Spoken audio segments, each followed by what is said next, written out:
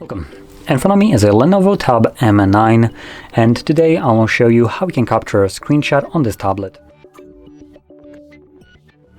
So, to get started, open up the content that you wish to capture. I'll be using home screen as an example for this, so it's already open and visible on my device.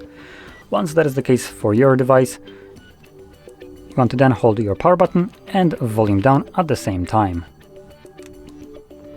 You'll have the sound along with this pop-up with share and edit options, and after a moment this disappears. Once it does so, you can find that screenshot in your Photos application under Albums or in the Photos itself.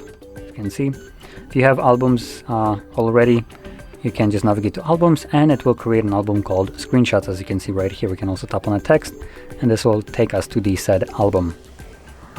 So with that being said, if you found this video helpful, don't forget to hit like, subscribe, and thanks for watching.